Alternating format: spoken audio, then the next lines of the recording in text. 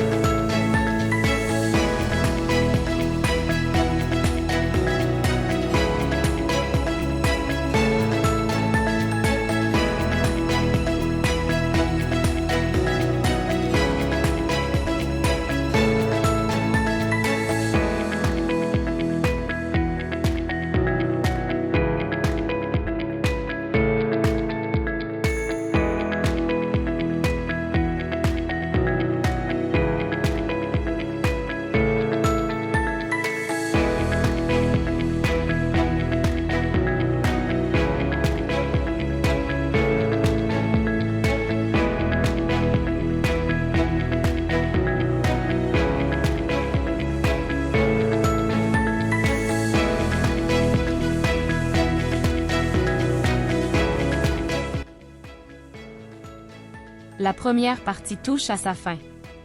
Voici la deuxième partie Isabelle Derry et Existence Immigration. Vidéoconférence, fiche de paie et poste à pourvoir pour une installation au Québec, Canada.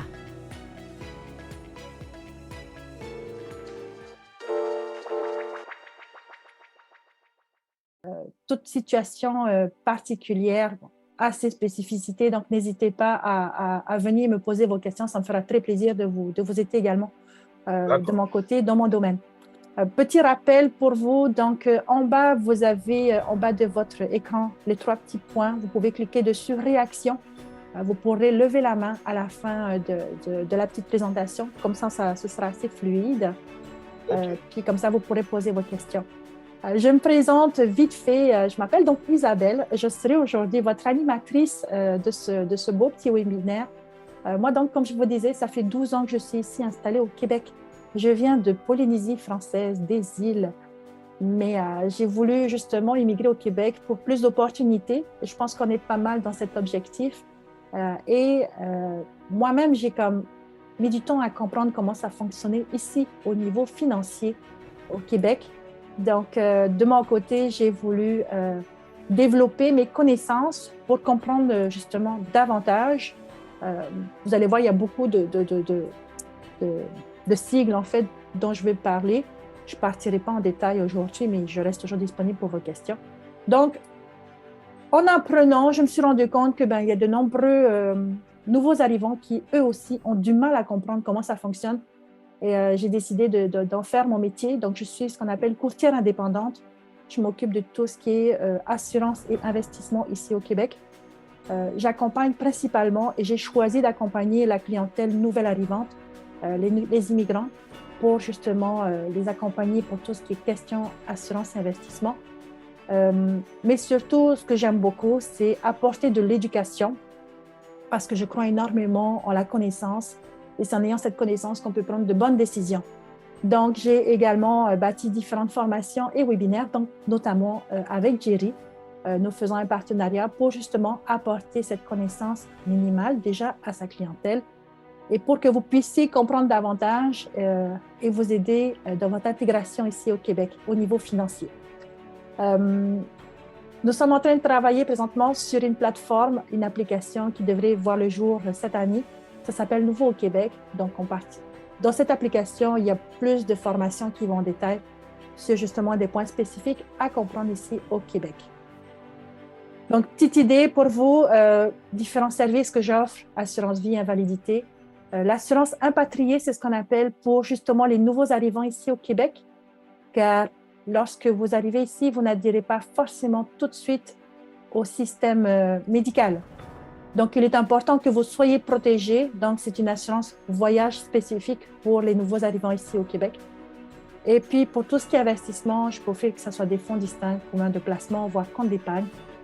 Et comme vous pouvez le voir ci-dessous, ce sont les différents fournisseurs auxquels j'ai accès. Donc, comme j'aime dire, un gâteau, c'est plusieurs ingrédients. L'important, c'est surtout de pouvoir utiliser les bons pour faire une bonne recette. Petite information, donc, des webinaires que j'anime. Je soutiens également une des causes féminines qui s'appelle BPW et différents webinaires qu'on anime auprès de nos clients ou futurs clients.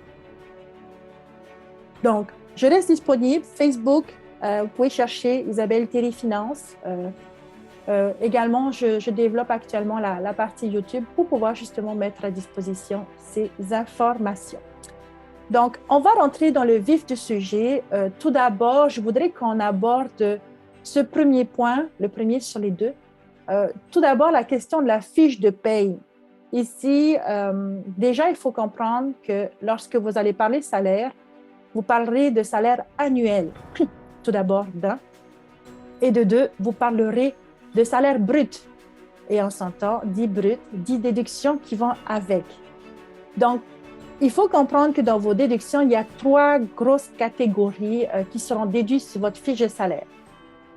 Tout d'abord, la première, il faut le dire, les impôts. Oui, nous avons de l'impôt ici et 2 styles d'impôts. Nous avons tout d'abord l'impôt provincial et fédéral. Donc, on partira plus en détail sur ce point-là. Ensuite, nous avons ce qu'on appelle les différents régimes publics. Je vais utiliser les abréviations, je partirai un petit peu plus en détail tantôt. Donc, le fameux RRQ, RQAP et l'assurance emploi. Et ensuite, l'autre grosse partie qui est déduite de vos salaires, c'est ce qu'on appelle les différents régimes privés.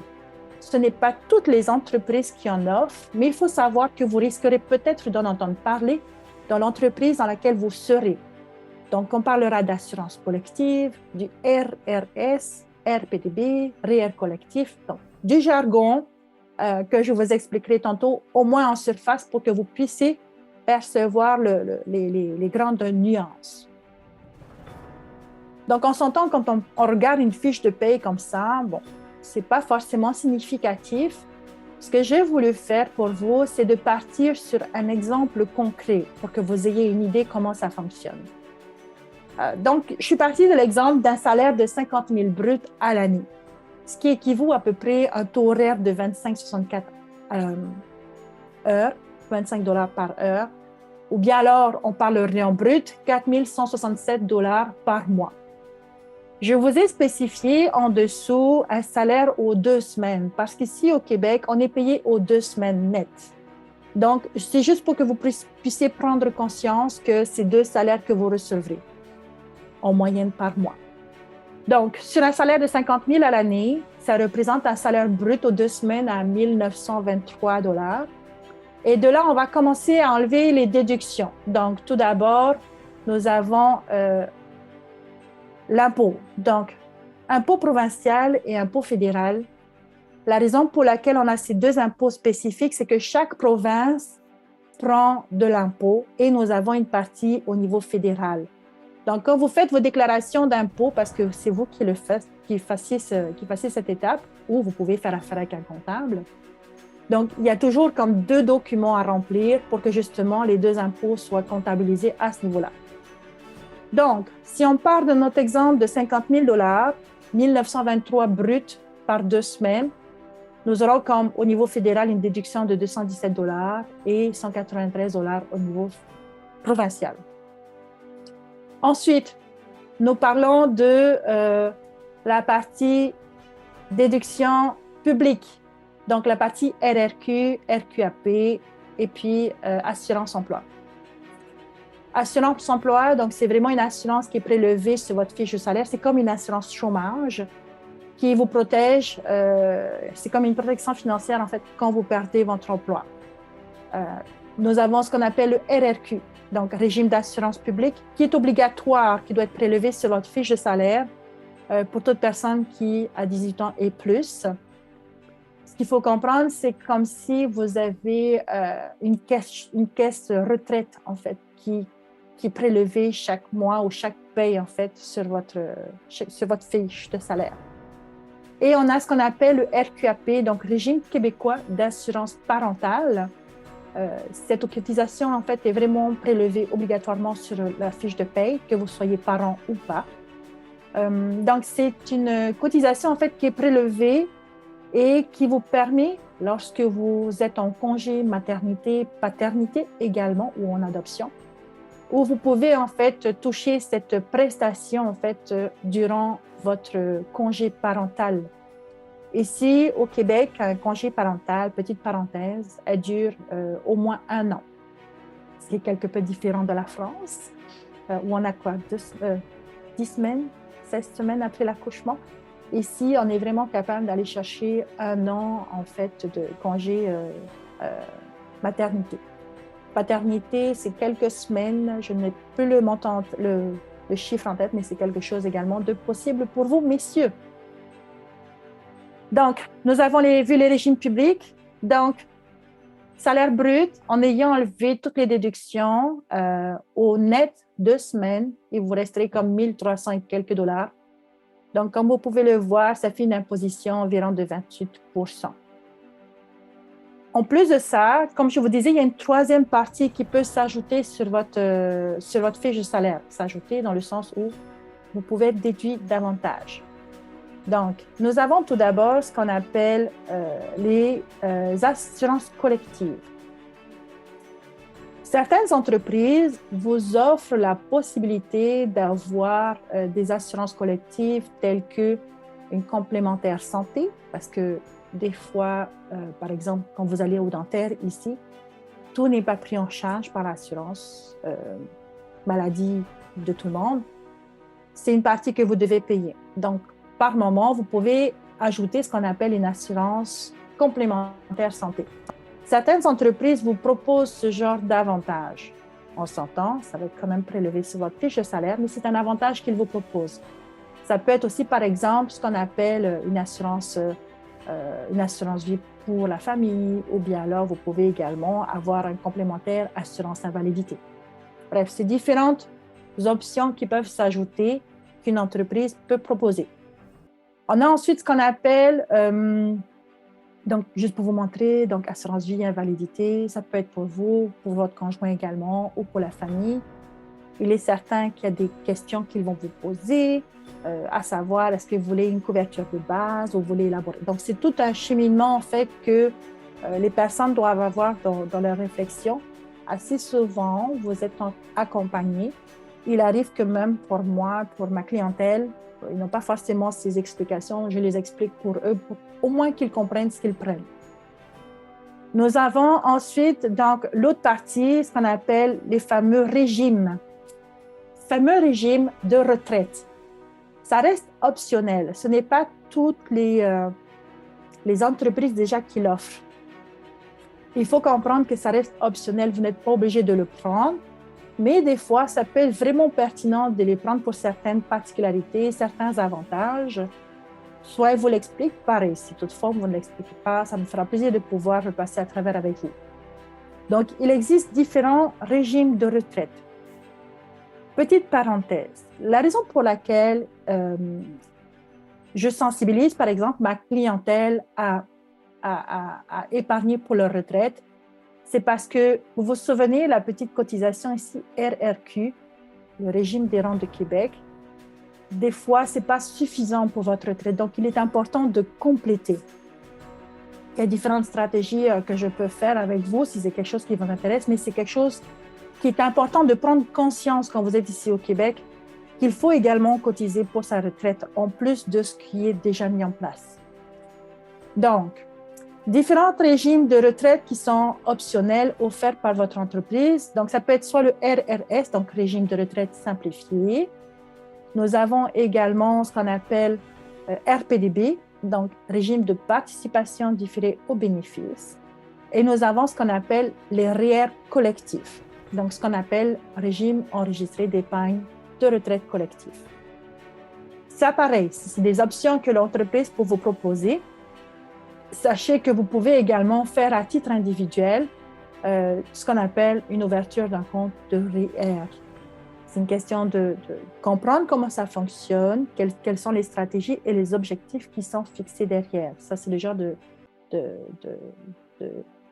définition d'objectifs que je fais, par exemple, avec ma clientèle. Donc, c'est vraiment un petit aperçu vraiment pour vous, que vous compreniez les différents postes que vous retrouvez sur votre fiche de paye. Donc, avant qu'on passe au sujet suivant, donc les dépenses à prévoir, j'aimerais savoir, avez-vous des questions pour moi? Si oui, n'hésitez pas à ouvrir votre micro, je vous écoute. Oui, moi j'aurais quelques questions. Je vous écoute. Donc, vous avez parlé des différents types de régimes. Donc, c'est une affiliation, on va dire que c'est le citoyen ou en tout cas, c'est la personne qui choisit. Mm-hmm. Et vous avez dit aussi que c'était offert par la société. Donc, est-ce que toutes les sociétés sont soumises justement à cette obligation de proposer un régime à l'employé ou ça dépend des tailles d'entreprise ou de société? Tout à fait. Donc, cette partie des régimes privés, ça reste vraiment propre à chaque entreprise. Donc, c'est sûr, il faut le dire, les grosses entreprises ou bien les entreprises qui veulent garder leurs employés, assez souvent, ils offrent notamment ces différentes assurances collectives. Certains ne l'ont pas au sein de leur entreprise et c'est là, en fait, que moi, je viens en complément parce que ce genre d'assurance, de complémentaire santé, c'est ce que j'offre également à une clientèle qui n'a pas ce genre de service au sein de son entreprise. Tout à fait. D'accord. Donc, pour aller peut-être un peu plus loin, quand on postule dans une entreprise, on peut être- est-ce que c'est bien vu de demander en fait tout ce qui Les est avantages sociaux. avantage ou bien c'est mal vu Assez souvent, l'entreprise, dans son annonce, va mettre comme avantages sociaux compris, soit tout de suite parce que c'est un poste permanent, soit au bout de 3 mois, soit au bout de 6 mois. Assez souvent, ils le mettent dans l'annonce. Parce que D'accord. justement, il faut le dire, ça reste des avantages que des fois les personnes vont considérer dans leur choix entre l'entreprise A et Oui, tout l'entreprise à B. fait. Tout Oui, à fait, tout à fait. Mais d'accord. assez souvent, c'est spécifié. Euh, Après, tu sais, rien ne t'empêche d'avancer, tu sais, la question de dire, j'ai entendu dire qu'il y a certaines entreprises qui offrent des avantages. Est-ce que c'est le cas pour votre entreprise? Si oui, Oui, lesquels, au moins que je puisse les savoir. c'est C'est ça. de D'accord. l'avancée. Ça veut pas, faut pas dire que tu es là pour je ne choisis que ça, mais au Oui, moins que tu sois au courant. Mais oui, oui, c'est ça. c'est vrai. On choisit, certaines personnes choisissent en fonction de ce genre d'avantages qui existent ou pas. Ou bien alors, il y en a qui comprennent que ce n'est pas grave si ce n'est pas offert dans l'entreprise. Je vais les Oui, prendre personnellement, donc en faisant affaire avec un courtier. Exactement. d'accord. OK. Mais merci pour Ça, l'explication. ça fait plaisir. Ah, y a-t-il une autre question pour moi? On est bon? Donc, j'espère que ça vous a comme expliqué vraiment en gros les différents postes que vous pouvez voir sur votre fiche de paie et vraiment comprendre les 3 différents grands postes que vous pouvez Madame, retrouver sur votre feuille. Oui, je vous écoute, Médrine. tu as dit qu'il y a deux régimes, privé et public. Est-ce que ça, c'est selon le secteur que l'employé est inclus? Par exemple, s'il travaille dans le secteur privé, donc ils doivent cotiser dans ces régimes publics, par exemple. Ou bien il peut cotiser aux deux. Le régime public, RRQ, RQAP et assurance emploi, vous êtes tous obligés de payer ça. C'est obligatoire sur la fiche de paye. Ce sera tout le temps prélevé. Ensuite, pour ce qui est des régimes privés, c'est chaque entreprise qui peut en offrir. C'est vraiment propre à chaque entreprise, exactement. Il est certain, si par exemple tu travailles pour Revenu Québec, Revenu Canada, ils ont des avantages sociaux. Ça fait partie de leur façon d'offrir à leurs clients, à leurs employés. Maintenant, il existe des entreprises privées, que ce soit SNC Lavalin, par exemple, où eux offrent aussi des régimes privés en plus pour leurs clients, pour leurs employés. Mais ce qu'il faut comprendre, c'est que, par exemple, les assurances collectives, l'entreprise vous le propose, vous met à disposition, mais ça reste tout de même des choses que vous payez. Ça, c'est très important à comprendre. Donc, que ça soit offert dans votre entreprise ou que vous voulez aller chercher au niveau personnel, ce sera tout de même quelque chose qui sera comme à compter dans votre budget.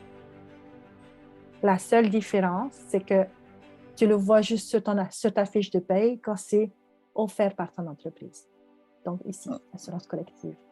D'accord. En fait, c'est équivalent à la mutuelle, en fait, ici. Oui. Où, on peut avoir justement sur la fiche de paye la déduction directement. Voilà, exactement. On peut même négocier directement avec une assurance privée. Exactement. C'est pour ça que lorsque, par exemple, vous le prenez au sein de l'entreprise, il n'y a pas forcément autant de flexibilité ou autant de choix.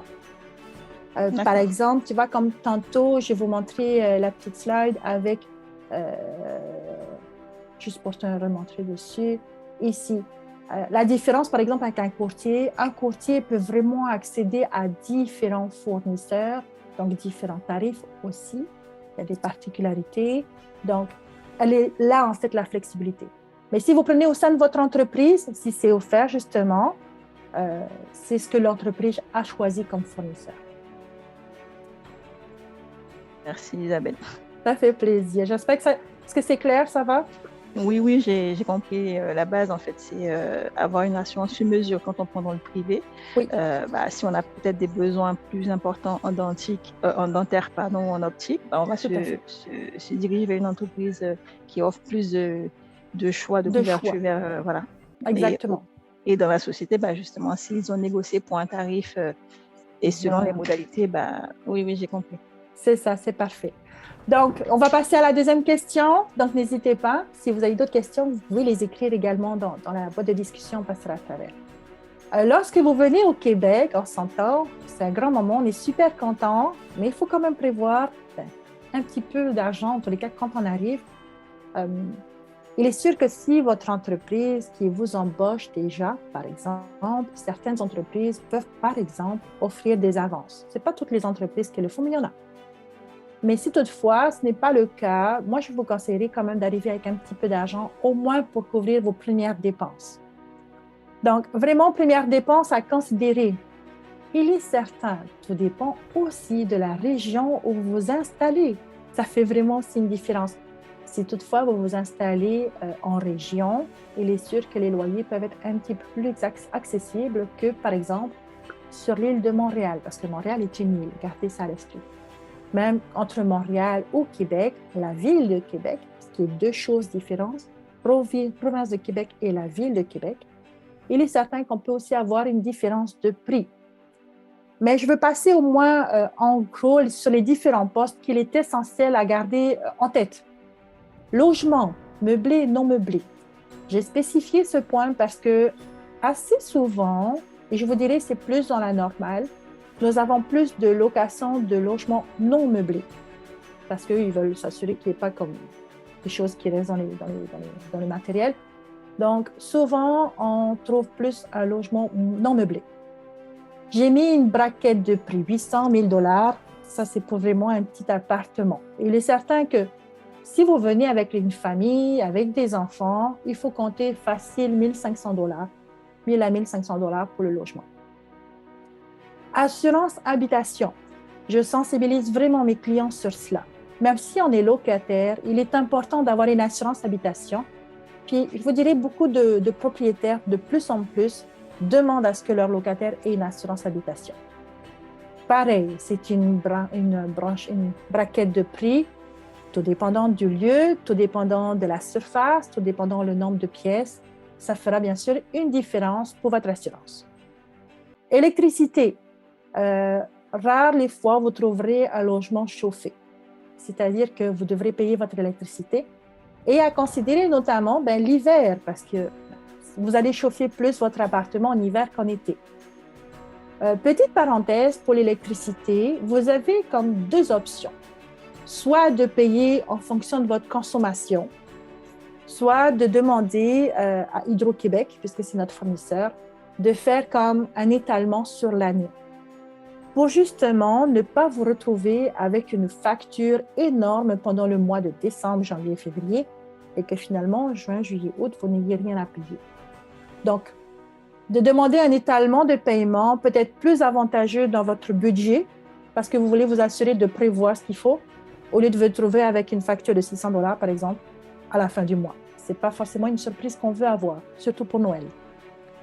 Autre point, Internet. Alors, je sais qu'en France, on a beaucoup de bons prix, Internet, téléphone, tout compris, mobile. Ici, c'est différent. Vous trouverez bien des fournisseurs pour le téléphone. Assez souvent, ils vont vous le proposer aussi avec Internet. Mais je vous ai comme vraiment divisé ces deux postes, parce que ça peut être justement différent, tout dépendant du fournisseur que vous choisissez. Puis même tout dépendant de où vous vous installez. Par exemple, moi, je suis pourtant sur l'île de Montréal, mais je ne pouvais qu'installer Vidéotron à ma maison parce que les connexions et tout. Donc, il est sûr que votre fournisseur, il faudra le choisir. Il y a différents fournisseurs. Je pense que ça pourrait être pertinent de détailler un petit peu plus la prochaine fois, mais en tous les cas, Internet, téléphone mobile, ligne cellulaire, beaucoup plus courant que maintenant une ligne fixe. Il y a de moins en moins de personnes qui prennent une ligne fixe puisque le téléphone cellulaire reste quand même le plus utilisé ici au Québec. Épicerie. Je vous ai mis épicerie pour 1-2 personnes, 300-450 $. Il est certain que tout dépend de votre consommation, des produits que vous utilisez. Vous entendrez beaucoup ici des gens dire « j'ai acheté des spéciaux », donc ce qui est en promotion. Les gens fonctionnent aussi beaucoup comme ça. Vous pouvez trouver différentes bannières de magasins. Nous avons Métro, Maxi, IGA, Provigo, vraiment comme différents styles de magasins et bien sûr de différents tarifs aussi. Donc ça, c'est vraiment comme les dépenses récurrentes que vous aurez tous les mois. Donc épicerie, téléphone, Internet, loyer, bien sûr. Optionnel, donc moi j'ai mis en optionnel, si toutefois ce n'est pas offert dans votre entreprise, considérez également ça dans votre budget. Parce qu'on s'entend que vous êtes la ressource principale de votre famille. Si vous n'êtes plus là, pensez à la famille. Autre point également à prévoir, vêtements d'hiver. N'achetez peut-être pas les vêtements dans votre pays, prenez-le plus ici au Québec parce que les vêtements sont quand même adaptés au pays. Donc, vous serez plus à même d'avoir des vêtements qui vous tiennent chaud ici. Il existe différentes marques aussi et différents budgets. C'est vraiment pour tout budget. Autre point que vous pouvez considérer dans vos dépenses. Si toutefois vous avez des enfants, la scolarité. Ici, pour ce qui est d'école publique, école privée, les deux existent. L'école commence ici à 6 ans, ce qu'on appelle première année. Il existe certaines écoles qui proposent préscolaire 4 ans, préscolaire 5 ans. Et vous avez vraiment le choix entre école publique et privée. On s'entend, privé, vous payez, école publique, non. Autre point, si toutefois vous avez des enfants en bas âge, vous avez de la garderie à payer. Il existe 2 styles de garderie, ce qu'on appelle subventionné et non subventionné. Les tarifs sont quand même différents. Ça, c'est vraiment comme un budget à prévoir, mais si toutefois vous avez des enfants, il existe aussi la possibilité d'aller chercher des allocations derrière, ici au Québec. Les voitures, le transport, ça c'est une petite carte de Montréal. Il est certain, vous avez le métro ici à Montréal qui est quand même assez accessible. Tout dépendant de l'endroit où vous vous installez, dans quelle ville, il existe différents fournisseurs de transport aussi. Pour que vous ayez une idée, si vous travaillez, votre travail par exemple est sur l'île de Montréal et que vous voulez utiliser les transports, il existe des passes journaliers, il existe des passes mensuelles, ça reste vraiment accessible et vous direz le réseau transport ici à Montréal est vraiment, je trouve, bien desservi. Donc vous avez vraiment, que ce soit métro ou bus, très tôt le matin ou tard le soir, vous avez vraiment un beau réseau. Pour ici, Montréal, on a ce qu'on appelle stm.info. J'ai mis aussi Saguenay, si toutefois il y en a qui veulent s'installer en région. Vous avez bien sûr ce qu'on appelle la voiture. Je n'ai pas détaillé plus que ça pour la voiture, mais ça reste quand même une dépense à prévoir. Je vais juste voir si je l'ai ici. Par exemple, ici, si toutefois vous prenez une voiture au Québec, il est certain que vous avez le véhicule, soit vous le payez cash en une fois, soit vous prenez une voiture avec des mensualités, comme on appelle en location ou en achat. Donc, c'est sûr qu'il y a une mensualité ici à prévoir pour ce qui est du véhicule. Pensez à l'auto, assurance auto, certains. Permis de conduire. Nous avons un permis de conduire spécifique au Québec, c'est que nous payons notre permis de conduire chaque année, à chaque anniversaire, donc joyeux anniversaire. C'est comme 91$ à l'année, mais c'est quelque chose qu'il faut prévoir. Autre point que nous payons ici, les plaques de voiture, nous devons le payer chaque année également, cette partie, c'est au mois de mars, si je ne me trompe pas dans les dates. Pneus d'hiver, j'ai également rajouté cette option dans votre budget parce que ici au Québec, au 1er décembre, il est obligatoire d'avoir des pneus d'hiver. Donc, c'est au moins 450$ qu'il faut prévoir dans le budget quand on achète une voiture ici au Québec. Ça se change soit 2, 3, 4 ans, tout dépendant de votre façon de conduire. Mais vous devez avoir ces 2 sets de pneus, été et hiver. J'ai mis bien sûr essence électrique parce que nous avons un beau réseau à Montréal de charge électrique pour notamment les voitures électriques puisqu'ils poussent énormément les personnes à aller vers cette façon de conduire. Mais toujours est-il que c'est également un poste à prévoir dans votre budget pour ce qui est de la voiture.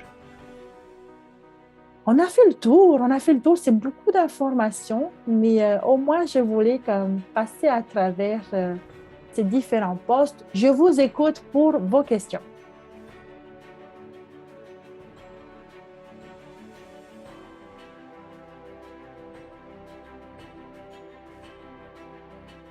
Perimétré. je vois vraiment qu'il y a beaucoup de charges par rapport à mon pays. C'est vrai? Qu'est-ce qu'il y a de plus que tu n'as pas? Dis-moi. Par exemple, l'électricité, l'Internet. Ah ouais. Euh, et lorsque on aura des enfants, une famille, donc la Oui. scolarité aussi, ça coûte cher par rapport aux enfants. Donc Oui, ça c'est vrai que c'est vrai que mais pour les enfants, la garderie reste quand même un budget à prévoir.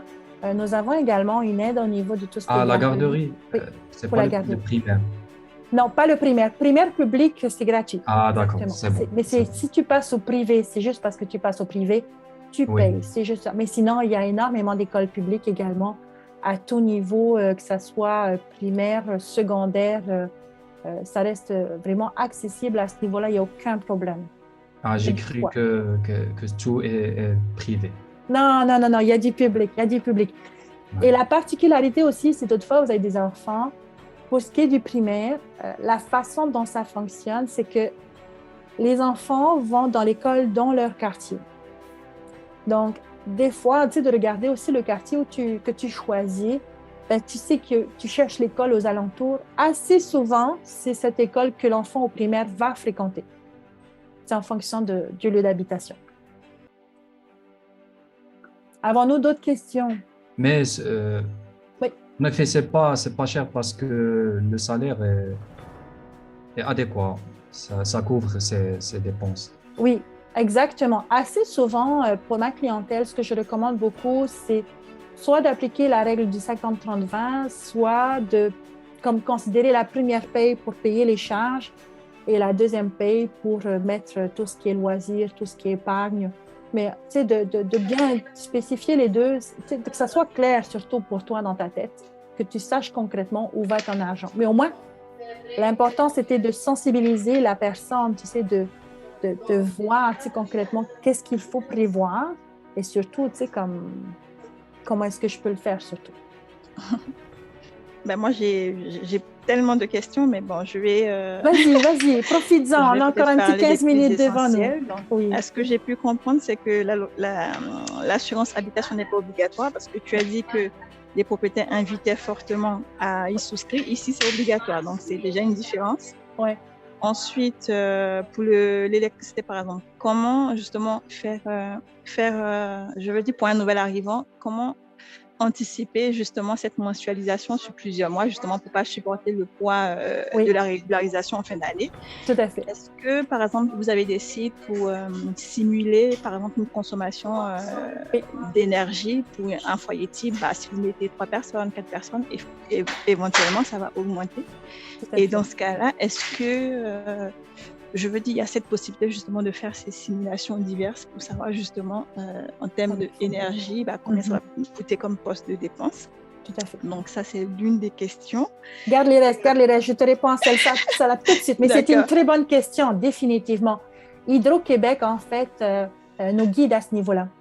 Hydro-Québec, c'est Hydro-Québec qui gère tout le côté électricité ici, notamment à Montréal. Donc, quand tu rentres l'adresse dans Hydro-Québec, il a une estimation de comment est-ce que cet appartement a consommé durant les dernières années ou en tenant compte de ce qu'a consommé le précédent habitant. Donc, ils partent sur une estimation. Ce qui est intéressant, c'est que chaque 2-3 mois, tu peux aller vérifier sur le site Internet d'Hydro-Québec ta consommation. Est-ce que tu es comme dans la moyenne? D'accord. Si toutefois, Hydro-Québec estime que tu consommes plus que ce qu'a consommé le précédent, ils peuvent faire un ajustement à ce niveau-là. D'accord. Mais justement, ils se basent sur les consommations précédentes. Donc, ça donne une bonne idée.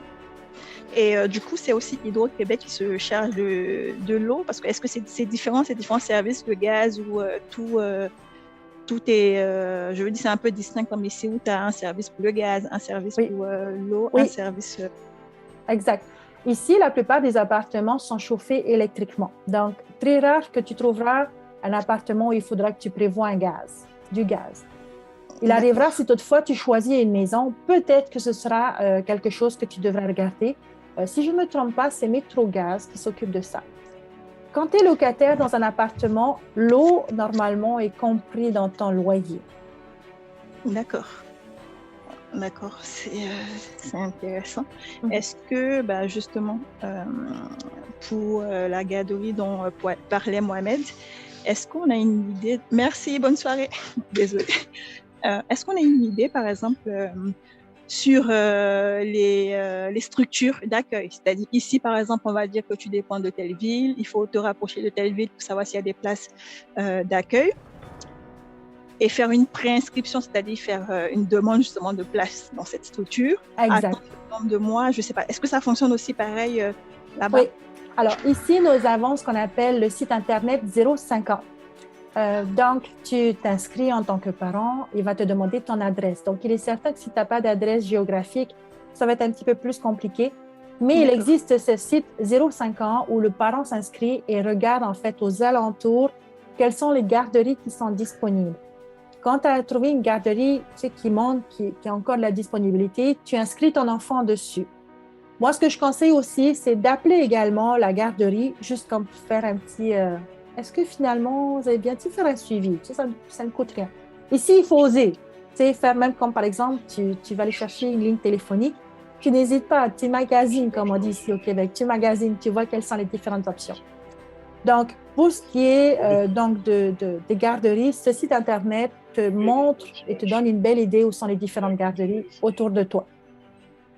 Et tu sais quelles sont les garderies qui sont subventionnées et les garderies non subventionnées.